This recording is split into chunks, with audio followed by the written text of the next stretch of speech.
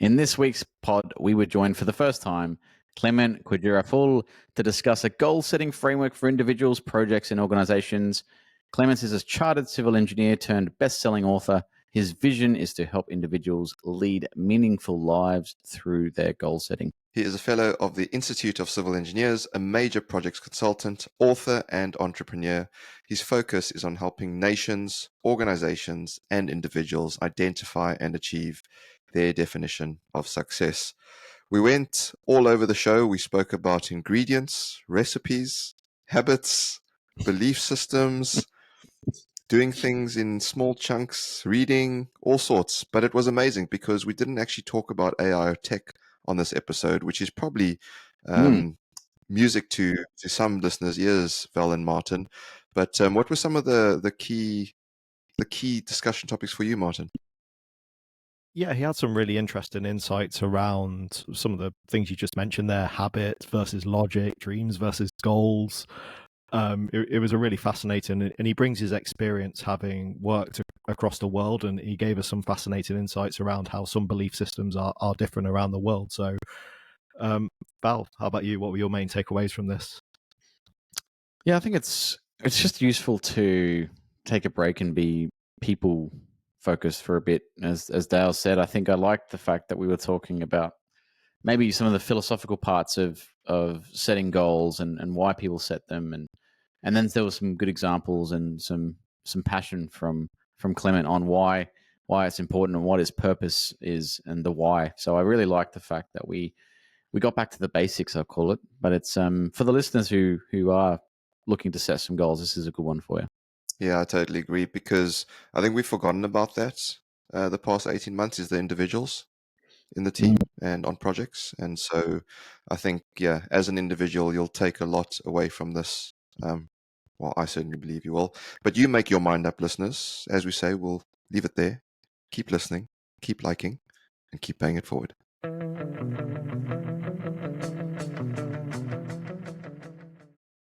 Hello, project people. Guess what? We're back with your favorite #1 podcast in the world for project controls and project management. And we have a full house today. Dale, how are you, sir? Oh, very good, Val. All the better for seeing you. I see you in a nice setting there. You don't quite have your new camera set up, although it's not so new. You've had it for months now. But I'm glad that we've got our guest on this episode and talking about goal setting, because you could do with some advice. Stop it. All right, let's get into this. Martin, how are you, sir? Yep, very good, thanks. Looking forward to hearing some good advice for yourself there, Val. Oh, there'll be a few warming up in the background. Why is your dark at Val? I don't know what it is. Why is Val in trouble already? I know. Yeah. Clement Kwegyir-Afful, how are you, sir? Yeah, I can hear you. Thank you very much for having me on. Looking forward to it. I think it's absolutely I can see it's like a independence or world, whatever, because I can see an Asian, Chinese, British, Australian, a black guy. So I can see this is a complete set representing the world. We hit just on this pod, other than having a female on, I think we hit all our diversity targets. So it's a very good start to the podcast, and hopefully diversity of thought and some good conversation around goal setting. But not only that, I don't think anyone heard, but I got your name right, which was also a good thing for Val, because I'm not very good at pronouncing people's last names. So I'm happy with that. I might do it a few times in the show. But Clement, quick question to kick us off, warm us up for us, because this is your first time on the pod. You've got a pretty unique job. So how did you get into that?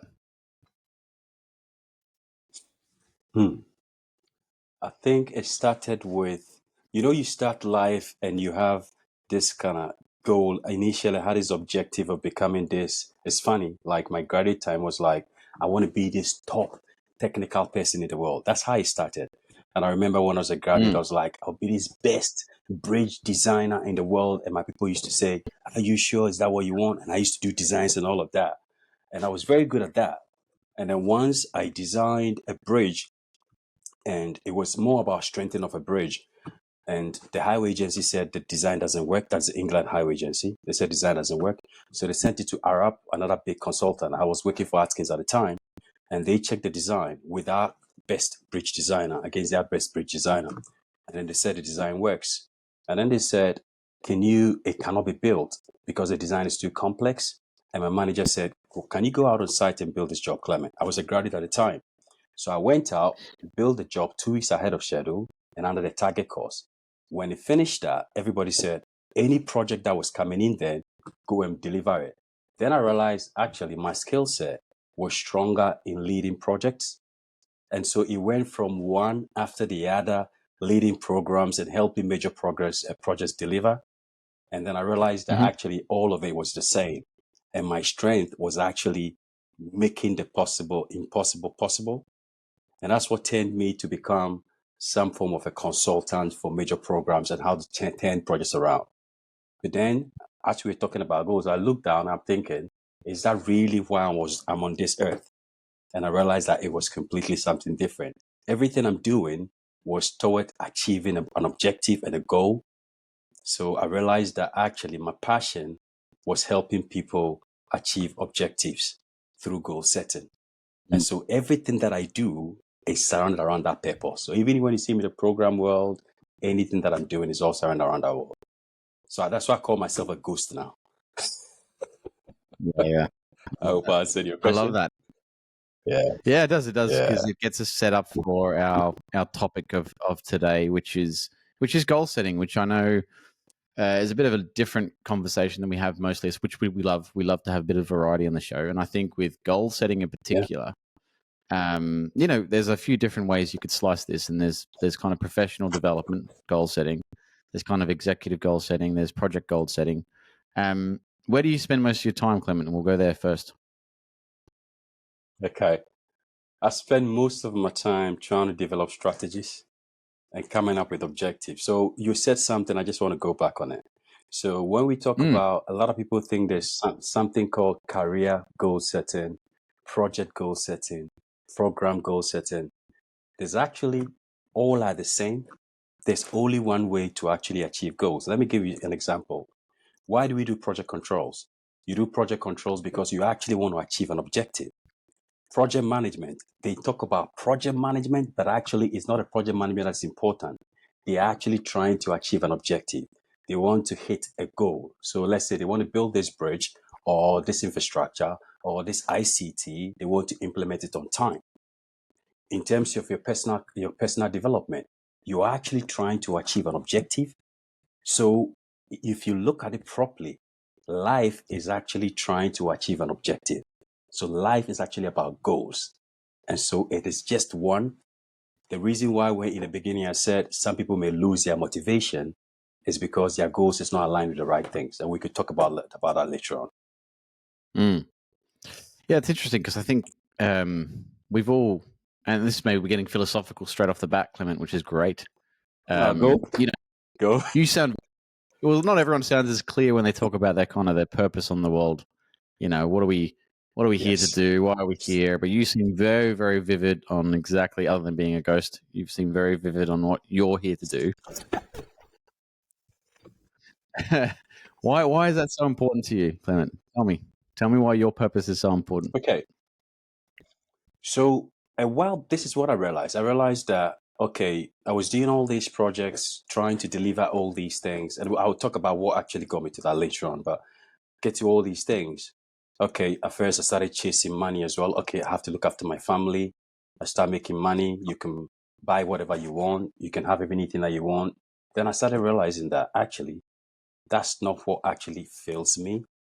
What actually made me happy is anytime I did something for somebody, or I made somebody achieve a goal, our organization achieved a goal, that actually brought a lot of joy out of me. I remember 2018, 2019, I went to London and I went to an IC, Institution of Civil Engineers, get together. And a lady was there and she was in the university, and she said to me, she was doing something in the university, and when she finished, she'll look for employment. And she was asking me how I could help her with that. And I said, you don't need employment. What you're doing, you could actually set up a business as soon as you finish school, and that business will hit. And she was like, no, I don't know how to do that. So I convinced her, and then I forgot about it. 2021, I got an email from her saying, Clement, I took your advice. When I finished school, I actually started a business with that, and the business is spread now. All the construction industry contractors want to use it, and these things give me a lot of joy.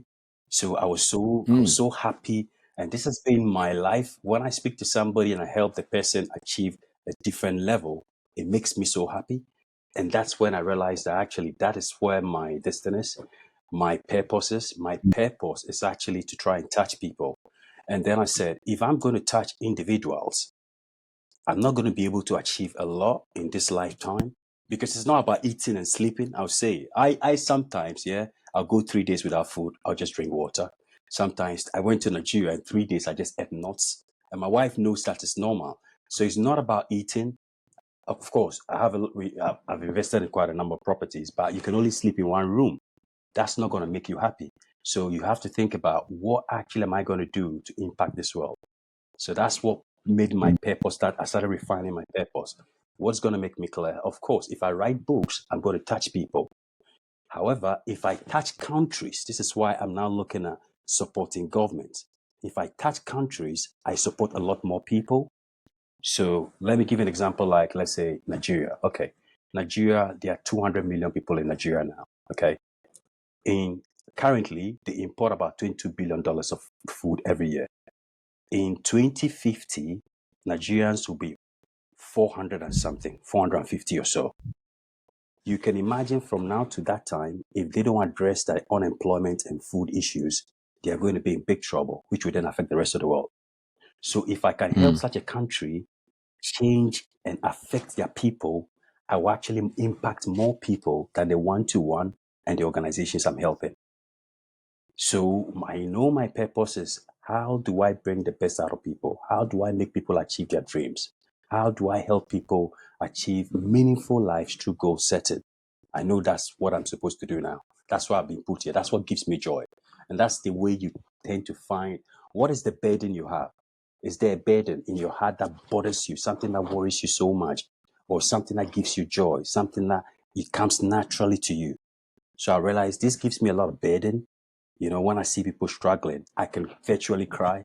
When I see people struggling, I go to places that people are really struggling. That can bring tears to my eyes. So that's a burden on my heart. And I know I have the skill and the talent to be able to uplift people. I can go to a place and some people used to call me, they used to say, anything you touch turns to gold. I can turn impossible possible things around.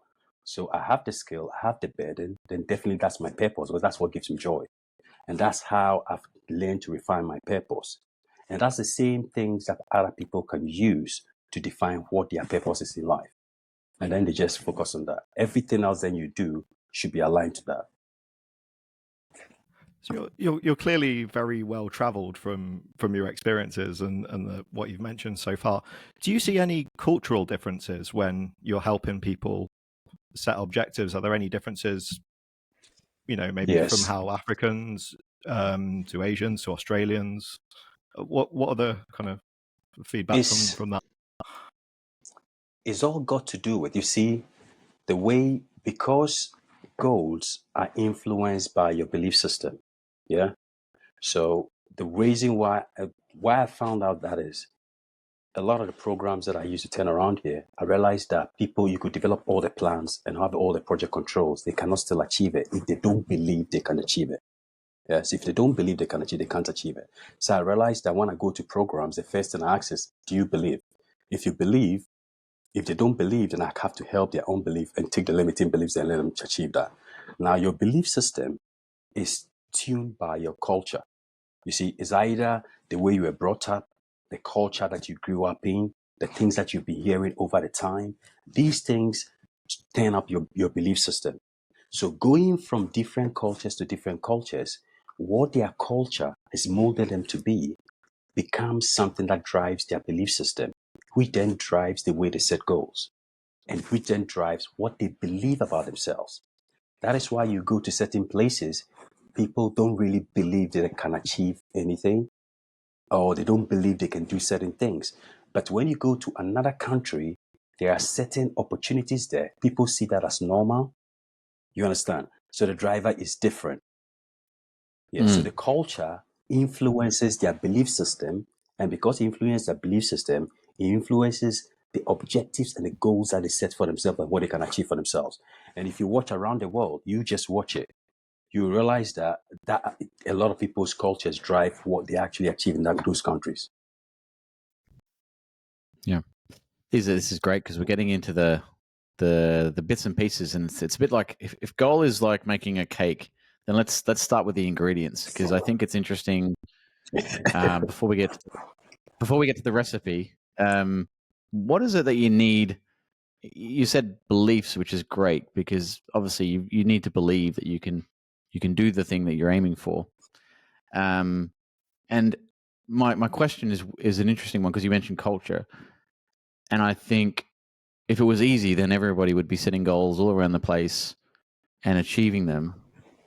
And yet, there is still a struggle, I think, at many levels, right, Clement? Yes. And just by observation, I think in our own lives, we could probably say we've all got that one friend who, we've been coaching for 10 years and they're still in the same place complaining about it.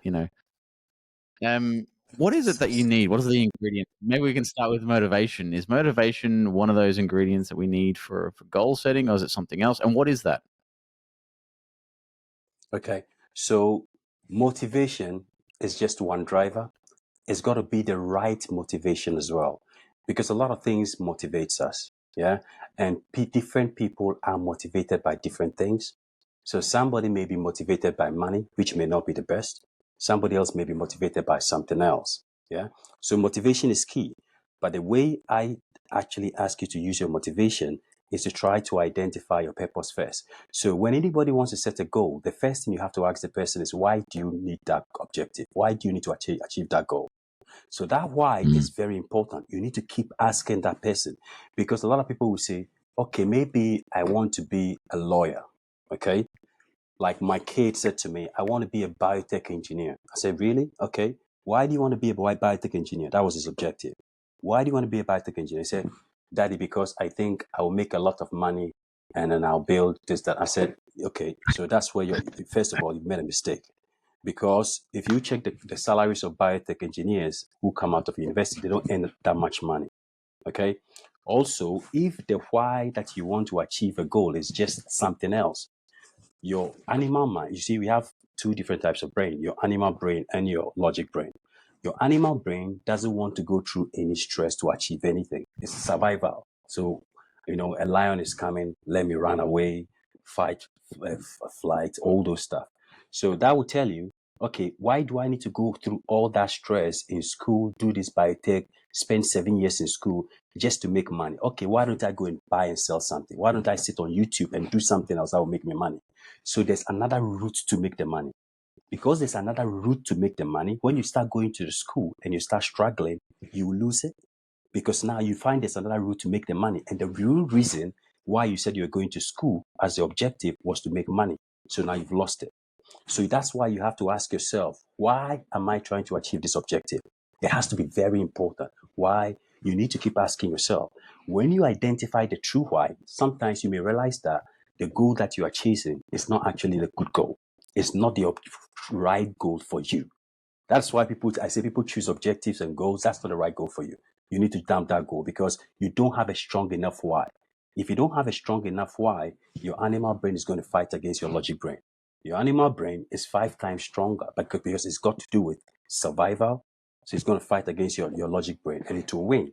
So you have to make sure your why is strong. When your why is really defined, that is proper motivation.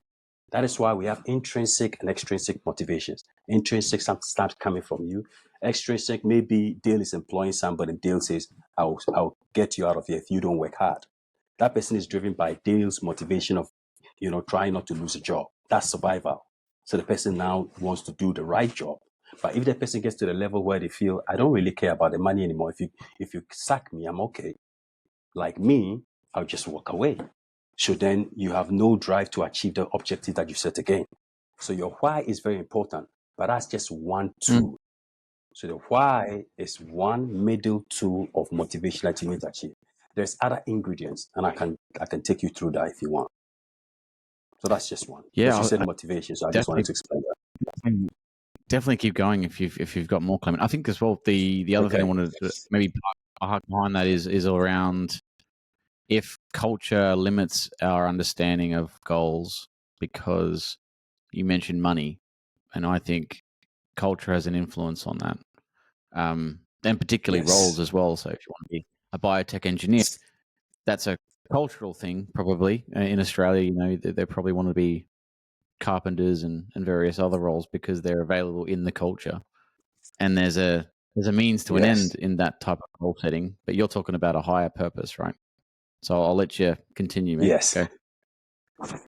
Yes. So there are, you could say, you see, the way I said, let me talk about all the other ingredients and I'll explain how the way you said it. So there is why, your why, which is important, because I see that's an engine intrinsic motivation. If you get a right why, of course, there are certain goals where you have a different why, but that why, you can always tie it to your main vision. So let's say I go to an organization and I'm trying to turn their programs around to achieve an objective. Somebody will say, why does Clement get so passionate trying to help the client achieve a goal that sometimes the client team are not even interested in that? Okay, I tie it to this point here. I tie it to my major. So my why for driving them to achieve the goal, first of all, is to also tie to my main why, trying to achieve my life's vision of impacting a lot of people. So I always try to create that thread. So I say to people, if you want to drive a team to achieve an objective, you need to understand the why, individual whys of the team, and tie the organizational why. Tie the individual's why, their real why, to the organizational why. If you're able to do that, you give them motivation.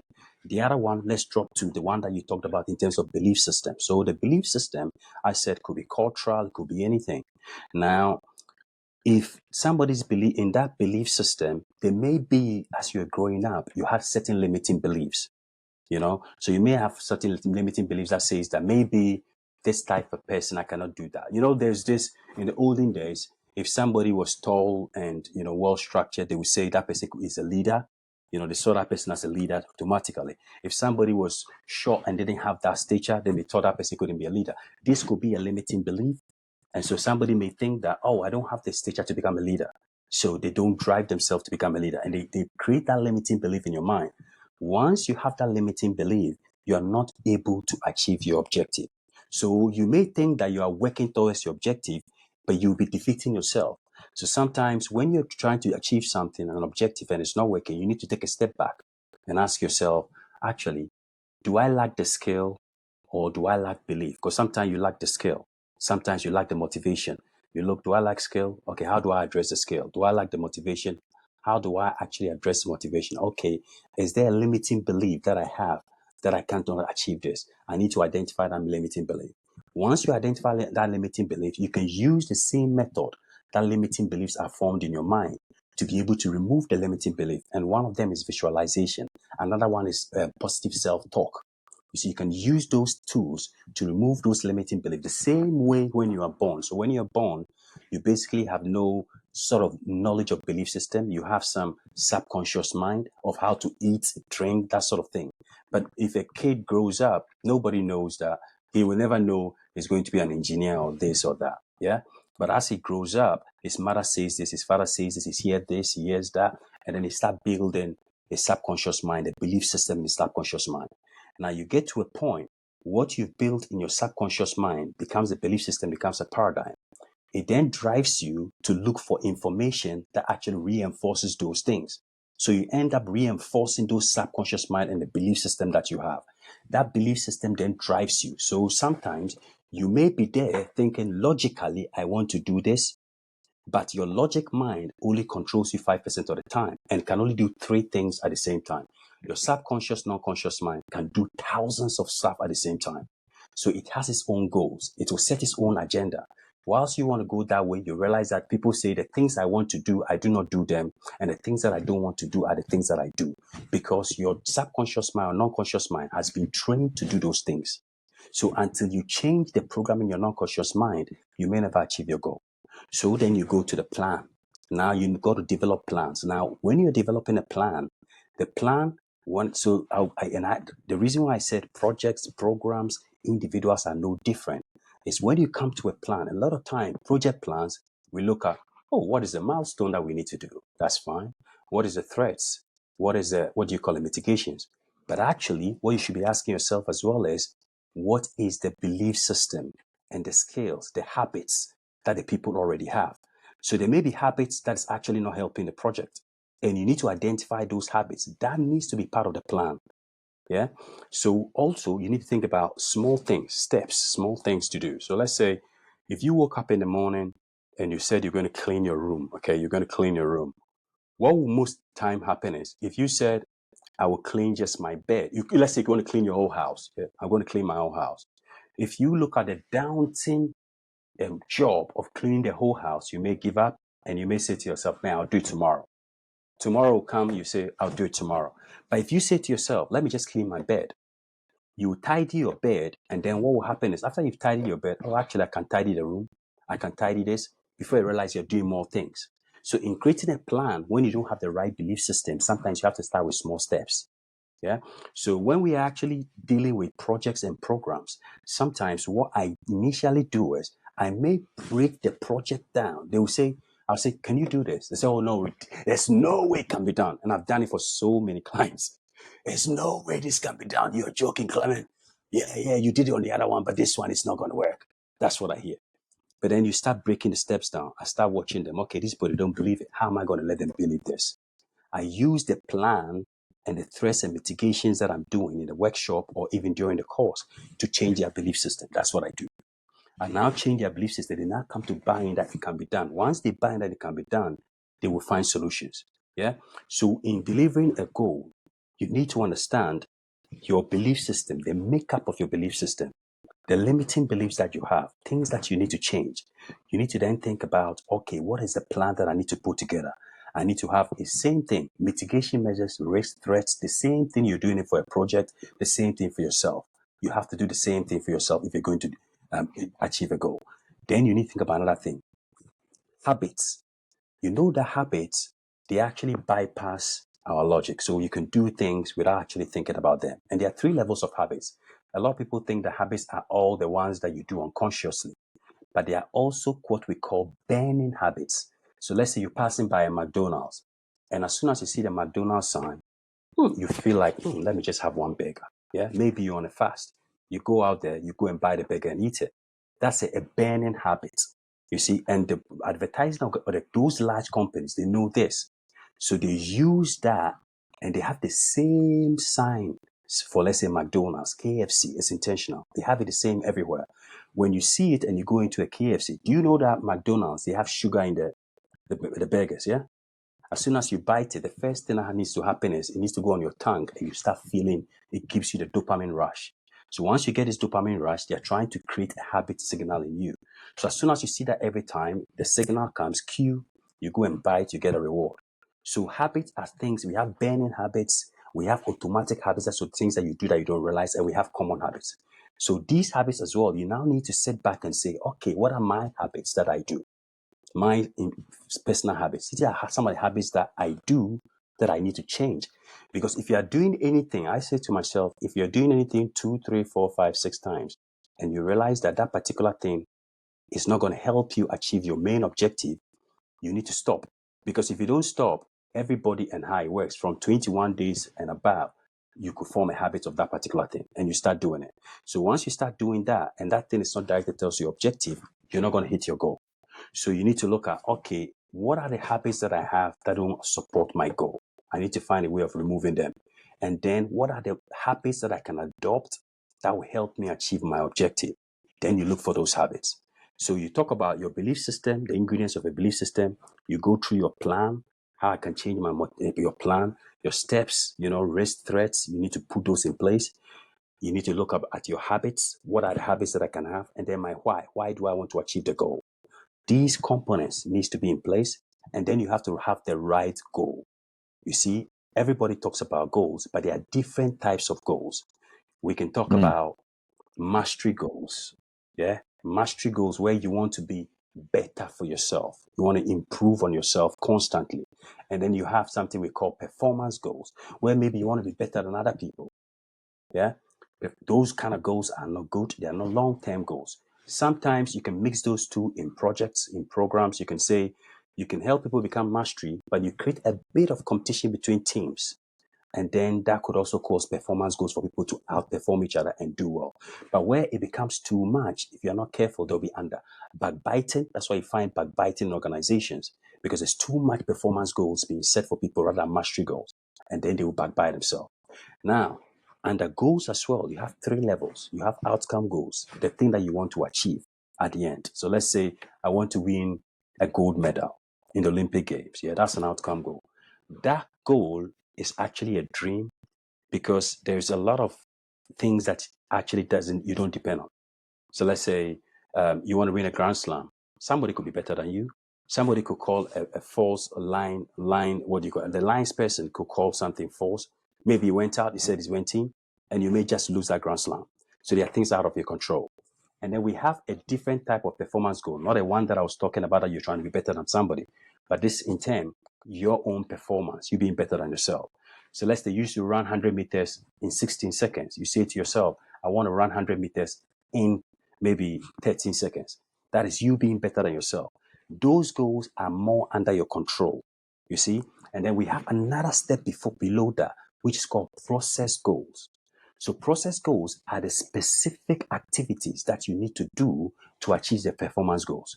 So let's say if you want to run 13 seconds in 100 meters and you used to run 16 seconds, what you need to do is training. You need to eat well. You need to go to the gym. You need to have the right mental set.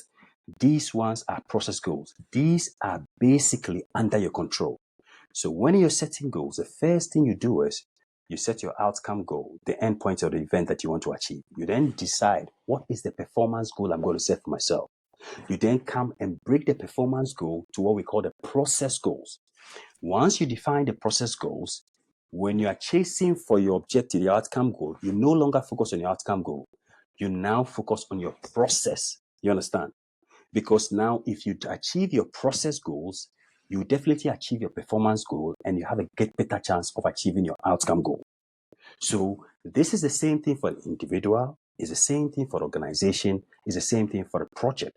So let's say I go to a program, I find their outcome goal, I try to start defining what performance goals are, and I decide the process goals. So let's say we talk about VIS, visual information systems, maybe VIS boards, and I say every day I want you to do this VIS board in this format. What I'm trying to do is to set process goals that they will be able to achieve constantly.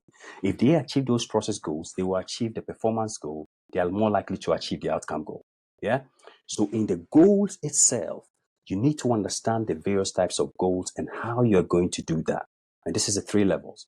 And also focusing on, you can talk about understanding mastery goals and performance goals. Before you come to, okay, what are the belief systems that I need to address? What are the plans that I need to address? What are the habits? What are the why? So for me, this is a triangle framework which I've developed for a book that I published last year.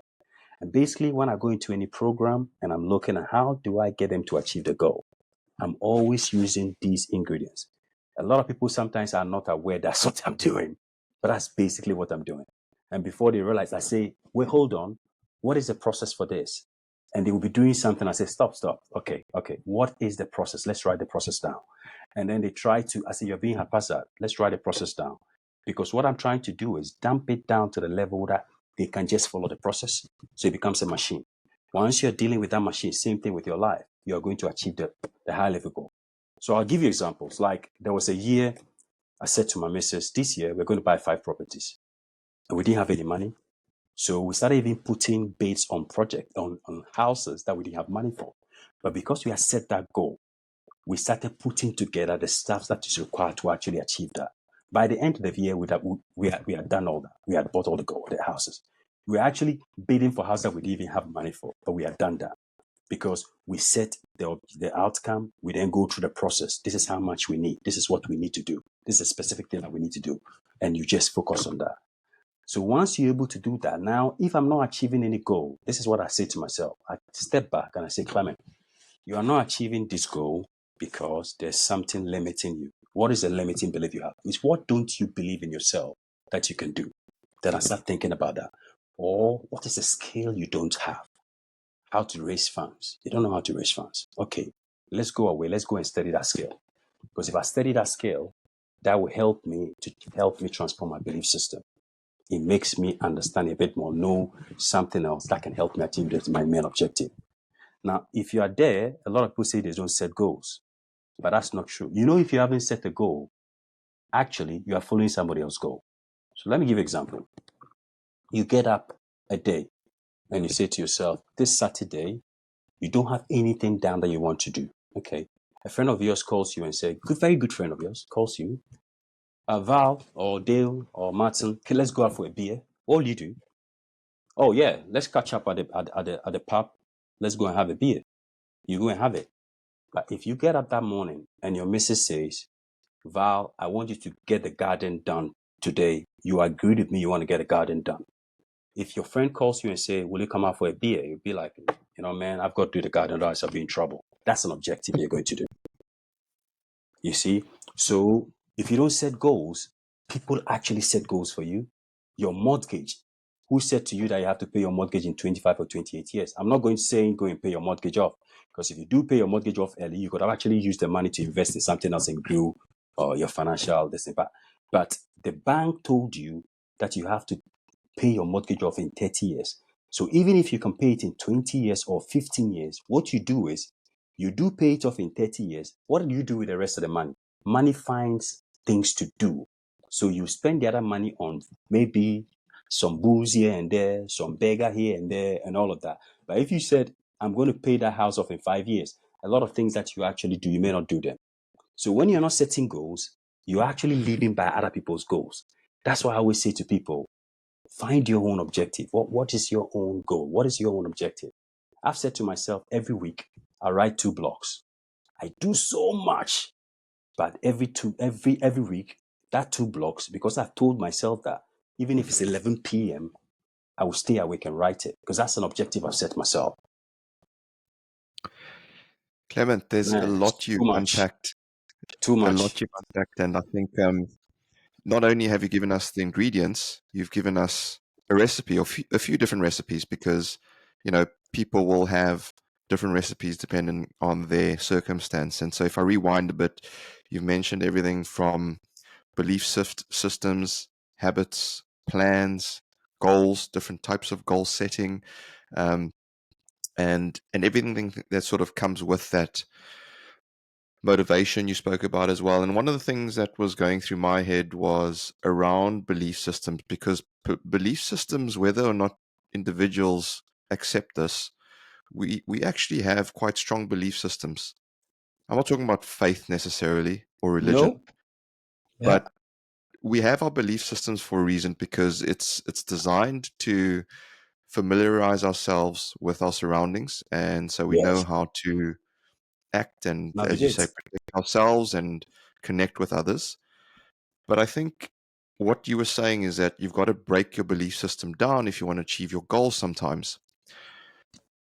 How important is it that you have to be self-aware versus finding others around you to help you, whether it's a manager at work, a friend, or whatever the case might be? Because sometimes it's driven within. Sometimes it's a friend or someone at work, a coworker, or you see someone like yourself being successful in something you want. What is the trigger for most people? And so those listening to this go, okay, I know what my goal is, but I just don't believe in my belief system that I can achieve that goal. So what is the thing? Is there a thing? Is there a common denominator that everyone can go, yep, that's the thing that can actually trigger me to go and try and achieve that? Because one of the other things that you touched on there as well, and I know I'm unpacking a lot because I was listening intently, was also discipline. You didn't mention it, but in the stories you told, it was a lot around being disciplined, making sure you stick to what you say you're going to do. But then sometimes if you have blind discipline, you may not realize that you've got the wrong plan and you're not going to achieve your goal. So what's the balance as well? So I've got lots of questions that I'm trying to put into one, but hopefully you can share some of your views on those. Okay, if I miss any, just remind me and I'll try and get it down. So first of all, you mentioned one important thing about belief system people, whether they believe it or not, drives our goals and mindset. I'm just going to say one thing here. Actually, what drives behavior is how what this I call this is the self-management steps, really. What drives behavior is how you feel about something, your emotions, how you feel about something. That's what drives your behavior. How you feel about something is driven by your attitude, you know, whether a positive attitude or negative attitude. What drives your positive attitude is basically, or attitude is basically your mindset. That is the mental models that you use to navigate the world.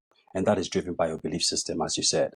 So that's the steps that actually go through to drive your behavior. And that's why you go through that process to drive your behavior.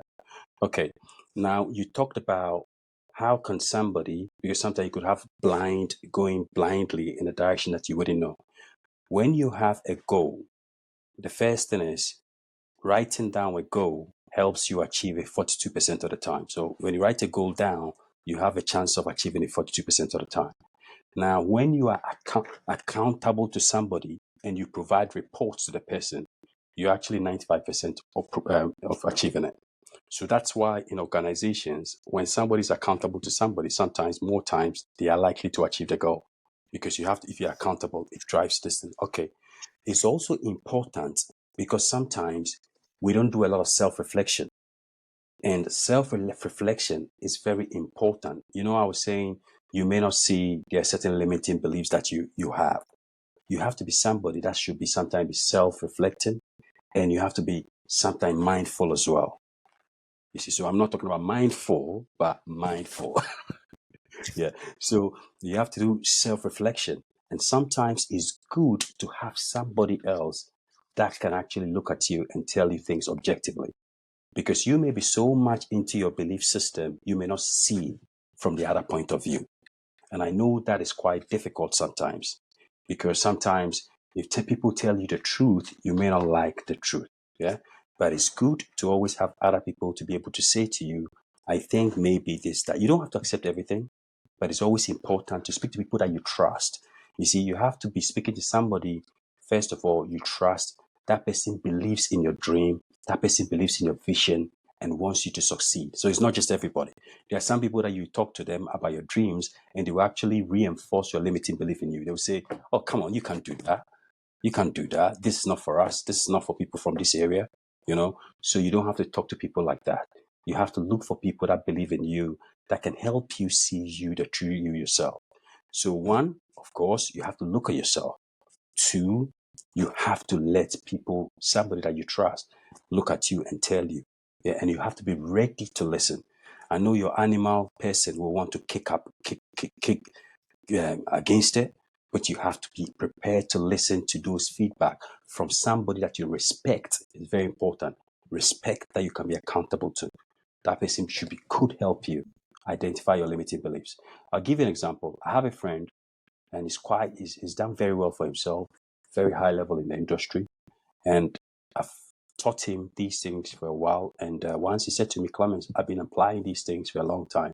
And thank you for that. But I don't know what my limiting beliefs are, because I think I'm doing well. And I said to him, it's because you're in your comfort zone. Because you're in your comfort zone. You're doing well doesn't mean you're outside your comfort zone. You see, as soon as you push to a certain level, I said, okay, what is your passion? What is your real dream?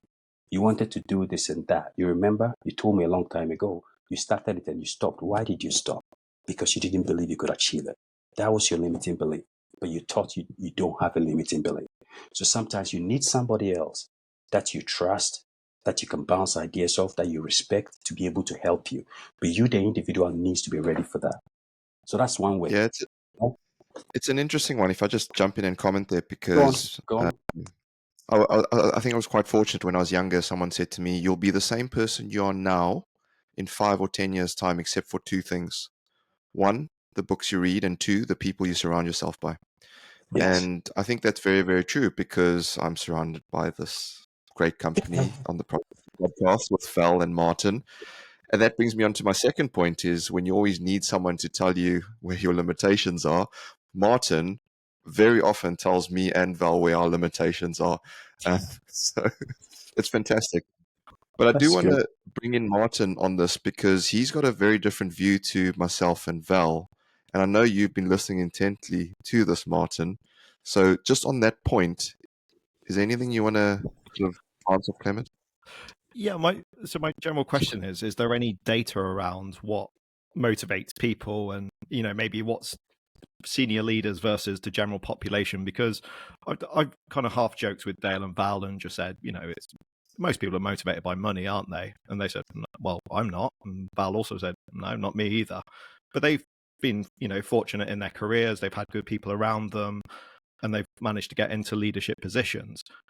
So I'm just wondering what separates the CEOs, the elite from the general population in terms of motivations and maybe belief systems from the experiences you've seen around the world.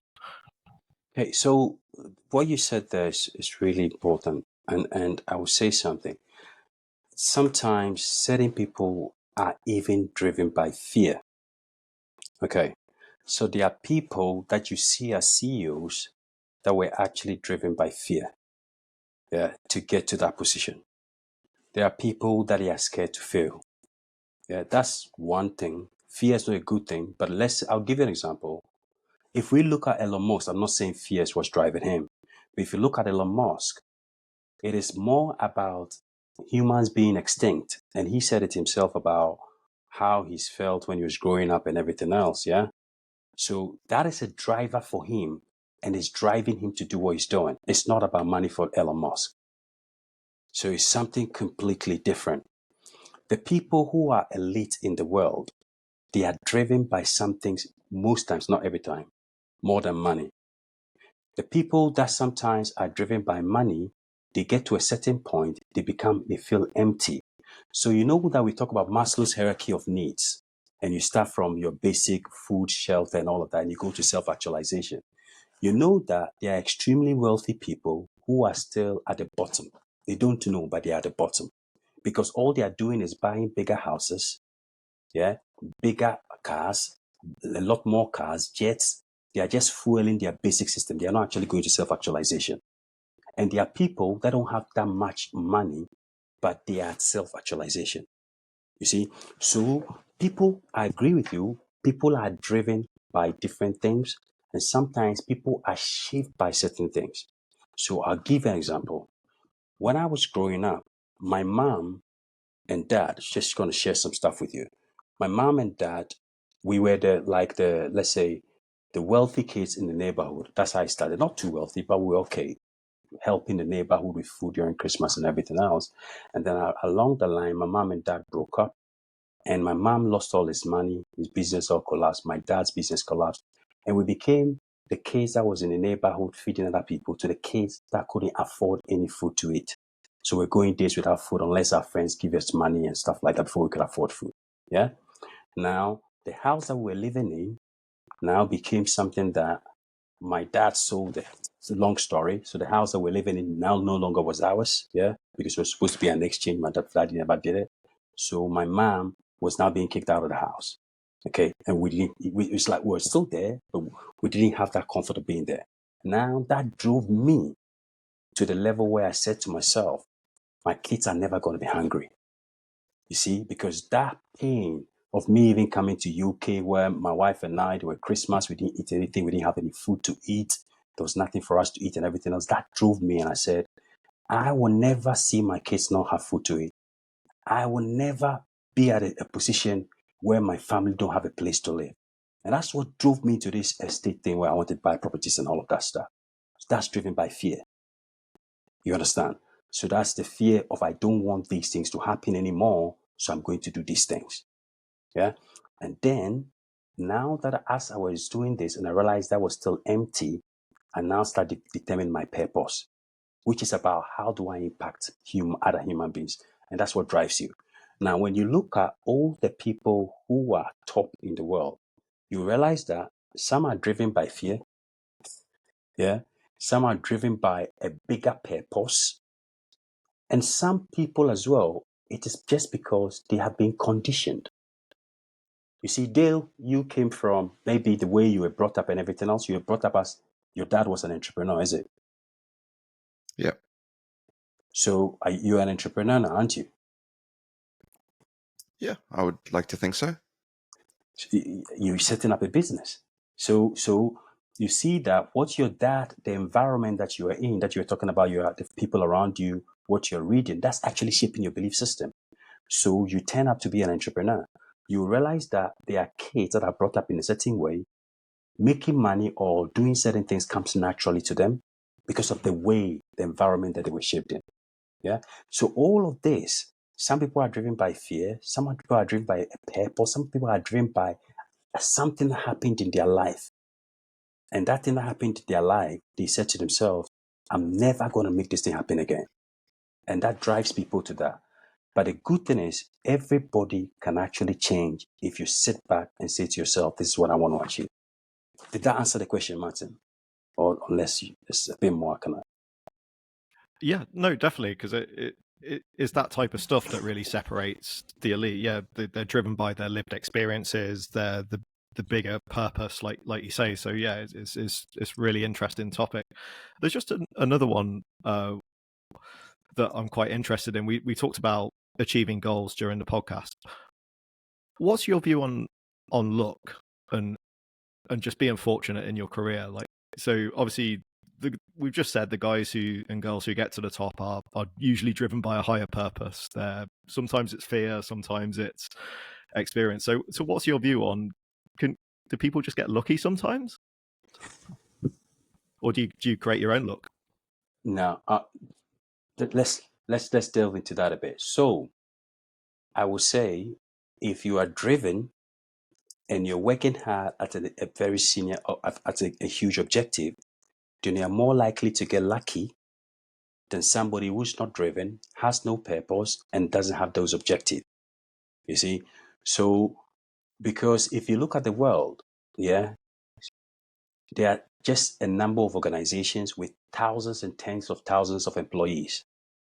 If all of them are trying to get to the top, there's only a few number of people that will ever become CEOs unless you decide to go and set up your own organization and everything else.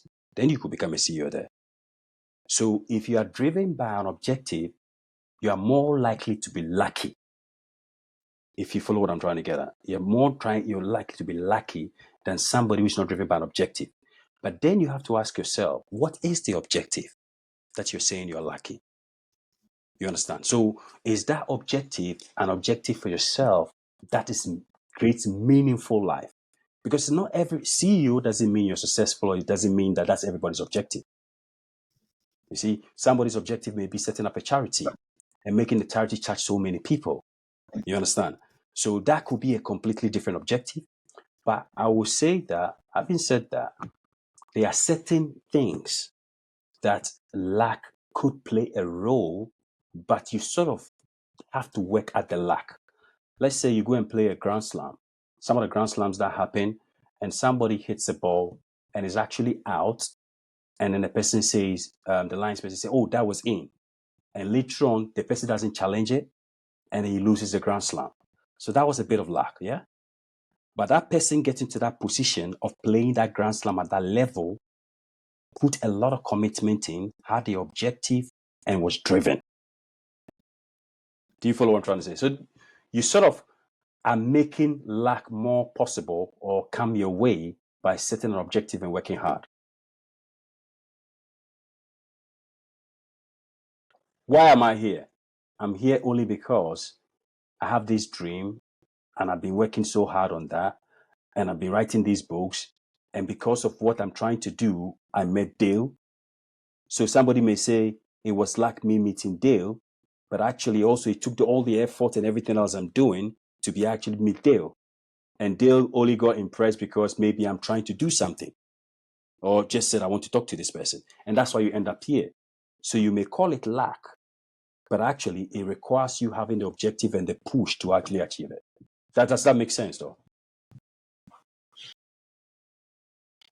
Yeah, definitely. No, that's really interesting. Yeah. Val, have you got anything to No, I never have anything to talk about. But Clement, I was just I was just thinking about that. I'm thinking, I never really had, just on a personal story, I never really had the guidance when I was younger. It wasn't until I was older that I kind of become self-actualized and self-determined, and I think discipline was a key part. I'm ex-military, And I think when I was in the Navy, that actually unlocked a lot of potential, I think, for me, because it was something around, and it's actually what we have in our company now. One of our mantras is around starting small, thinking big. And you said something about making your bed rather than thinking about cleaning the house, which is completing one task will lead to another and another and another. And that could be the way that you set yourself up for success, is not to think about the whole goal, but to break it down into things that work for you. You know, it's a practice game. And one of the things that's interesting to me is, you know, a lot of people do New Year's resolutions, Clement, don't they? And to some degree, New Year's resolutions are a type of goal, right? And it's almost tradition now not to achieve the New Year's resolution. It's almost become a bit of a farce or a bit of a joke. I'm going to drink next year. You know, I'm going to help the animals at the shelter. But how is it that in culture, at least, people can set goals and they don't hold themselves accountable, and then they complain about it? And I think one of the things I'm getting to is that with the younger generation, and this is an observation, there's a level of not self-determination but self-entitlement that suggests that they don't want to do the small steps. They just want the big thing now. And I think they'll be disappointed, particularly because what Martin said as well around culture, a lot of those goals will be financially funded. And my preference is that, yeah, sure, you can buy a fast car, you could buy a house, you could buy whatever, jet, a boat. But as you said, it's not self-fulfilling, because once you get there, you're like, oh, it's, you know, this is expectation versus reality kind of conversation. But in a world that's filtered by social media, how do you set goals for younger generations? How do you reach them to suggest that maybe they have to pull their socks up and do some hard work, and maybe the goal journey isn't always going to be pleasant, you know? And I remember this story, you know, you can take the road that's smooth and paved and easy, or you can take the rocky and the hard road, the more stoic approach, which for me is a much better road, because I learn more about myself. But what do you recommend we say to maybe younger staff or young professionals in the industry? How do we get them looking at goals a little bit differently? Yeah, the reason why I was laughing I was smiling when you were talking about this is today I was driving to the office I was dropping my kid, because my 18-year-old has just finished his A-level exam, and she's working with a mom for now to just try and gain some experience and stuff like that. I want him to do a lot of things. So he's working with a mom. He'll work with some friends. I'll send him to the States and everything to develop some, change his mindset, my kid. And they started setting goals when they were very young. So every year we set a goal on the 1st of January, and we review throughout the year and review at the end. So that's the kind of culture I'm giving him. And I was saying to him that this new generation, 20 years from now, there will be a huge gap between the people who self-actualize and the people who don't do anything. And this is the reason. When we were kids growing up, you went to the football field and you played football and you played with some friends, yeah? You know what we're talking about, how your subconscious mind, you are programmed. Now, the kids of this generation, as you rightly said, they are always on social media, and they are looking at things that is actually programming them in the negative way. And when you look at those things, you're getting dopamine rush, because if you put it there and they click a like, you get dopamine rush, which is a brain reward system. So they are creating habits for the wrong things. So now what is happening is, I was telling my kid, the kids of today are all reading stuff and watching things on social media, and he have been teaching about programming for a long time now, and they are programming themselves wrongly. So if you keep on reading the books I'm teaching you and the things that I teach you, and you listen to the right things, or your friends go to YouTube and they rather listen to the right things, the gulf between the people who do well and the people who don't will be very huge. You get it? Because not only are when we used to just go to a football field, now you are programming yourself and dopamine is reinforcing it to the negative, or you are programming yourself and dopamine is reinforced to the positive, and you are accelerating at a very fast rate because there's a lot of information online for you to do. Yeah? So that's the danger that we have now about kids. Okay. Now, kids, as you said, a lot of people are self-entitled. And I'll tell you, when my kid finishes when he's going to do his year 12, he said to me, I said, study, you need to study. He said, it's like, Daddy, I'm a kid, I need to have some fun in life and everything else. And he went to write his exam. He came back with you something. So that you use something, you're not going to get university. So I said to him, okay, you see your daddy's car, you sit your daddy's nice car, you're happy with it, you are home eating good food. You know what? You're going to be working at McDonald's, and I'm going to throw you out of the house. When you're 18, you don't pass your A level, you're out. I'll get you a place. I'll pay one month's rent for you. You stay in. After you finish, you have to pay for yourself. And your mom is not going to say anything because your mom won't have a say because I've told you. So that gave me a bit of motivation. He picked my book and he read my new book that's come. He said, Clement, Daddy, you've changed my mind. He started reading all my wealth books. He now buy books that 48 law. I was there. He bought the 48 laws of power. And I told him I have one. He keeps buying books and he's reading them. He's completely changed. Within 3-4 months, he was getting awards in the school, and he had changed from somebody who was actually not wanting to study.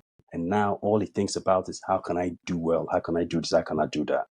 So what can we do for the kids? What advice can we give to the kids? Okay, we need to make them aware that it's not all about money. And I know that is going to be difficult because some of them, they even say they don't care about money. You know that. Some of the kids now, they say they don't care about money. The issue is they've not seen the other side. They are in a house, they are eating good food, everything's going well for them, so they don't really know the other side. So there's no challenge, nothing is pushing them to do something different. And that's why there's a lot of people in certain parts of the world, the welfare system may cause them to fail. Do you follow what I'm trying to get at? We need to take a step back, explain to people what social media, I think some people are doing that now, what the current form is doing to them. So what actually is self-actualization? What actually will make you happy? What is your purpose on this earth? And that's when somebody will say, I'm turning philosophical. So a lot of the kids I speak to, I would say to them, what do you think you are here to do? I mean, do you think you're just going to eat and drink? And how many times will you eat a day? And how many times will you drink a day? And how many beds will you sleep on? Are you thinking that's going to make you happy? Of course, I've done that before. And I'll tell them, I mean, I used to drink. I used to do this. I do all of that. But do you think that's going to make you happy? Or do you want to have this? I show them the alternatives. Do you want to do this? Do you want this thing? Do you see this as something that you would love to become? So I show them the comparisons. And some of them, when you show them the comparisons, like I did with my kid, he thinks about it and like, actually, I like to be this. So my kid will get up. The other day he got up, said, Daddy, I'm seeing myself wearing this black suit, white shirt with my tie, and I'm going through all these skyscrapers, and I'm going to my office. And then you know what I said? I said, add this to it. You own the skyscrapers as well. They are not just, you're not just going to work in them. You own the skyscrapers, and they are your offices that belongs to your organization. Just think about that. So it's just about trying to little by little reinforcing them to do the right things and to aspire to be more than what is. That's what I would say, because it's difficult. Did I answer it, or you need some more? Yeah, I'm with you. I have one more because I know Martin's going to jump in 2 seconds with something special for you. Something actually I read from a book. Right. Something I read from a book from Tim Ferriss, which was about what you said before in terms of fear setting, and I love that. I think it was a TED talk, maybe not a book, because what I would like about it is sometimes I think with goal setting and even objective setting, I get stuck with maybe having too many goals because I'm very ambitious and aspirational in terms of what I want to do. But sometimes it's great to just flip the script a little bit and say, maybe you're not running towards something, maybe you're running away from something.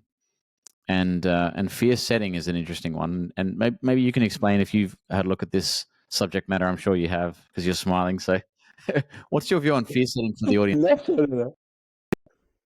No, the reason why I'm smiling is because, remember Martin was asking about why do these elite people become elite? Yeah. And I said some of them has got to do with fear. So some of them is fear that's actually driving them to become what they become. You see, the only thing is, there are certain concepts that I would say is good to use them for a while, but it shouldn't be your whole driver. You understand? Because, okay, fear setting. So let's say you're flipping it around and you're using fear to drive you. That's what you're saying, Val. Mm. Yes, correct. Yeah. Now, that in itself may help you to achieve something. Like, let's say I was saying I was afraid that my kids will not have food to eat. I was afraid my kids will not have a place to live.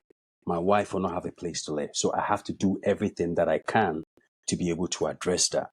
Yeah, so that's what's driven me. But you can't be driven by that for a long time. You know why? Once you start doing that, it becomes like you're stressed. So you are constantly under stress rather than being pulled towards the goal.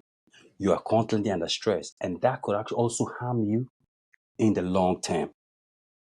You see, so in the long term, always being fear, being driven by fear to achieve may harm you. That's my opinion. Mm. Yeah. So it's something that you may use for a while, but I don't think it's a long term, long goal, life plan for you to do something. I'll give you somebody came to me yesterday, yeah, and he was saying, I think it was in one of the client's office, and he said, Clement, I want to be able to swim 10,000 miles and 10,000 meters. And I said, why do you want to be able to swim 10,000 meters? And he said to me, because maybe I'm going on a cruise and I fall into the sea and I have to find a way so I don't die. And I said, mate, if you fall into a sea, they will give you a life jacket. You know how to waddle water a bit. They will come and take you. You won't die. You don't need to be driven by this fear. But the person was telling me, and although it's confidential, he comes from a place that was a bit war-torn. You understand? And he came from that process. So that's driving him. So I said to him, be careful, because I think that fear is locked in your subconscious. That's what's driving you. So I would say sometimes it's good, but I won't use that for my lifetime goal. It's not good for your health. That's what I'll say. Yeah. I love the health warning there, Clement. It's great. Nothing comes without a health warning in life, and I'm going to give you a health warning for the next thing that's coming up, because this is where Machine Gun Martin takes you through your paces and gives you 5 quickfire questions, because we are heading towards the end of the pod and we want to have a bit more fun before we do, though. So for this, I'm going to hand over to Martin. Okay, let's make a start. So 5 quickfire questions. Number 1, what's your one piece of advice for people who are about to set new goals? First of all, I would say ask why you want to set that objective. It's very important you identify that why. That's hugely important. Brilliant. Number 2, what's the biggest misconception about leadership? Leadership, a lot of people feels that leadership is the person who's actually in the position.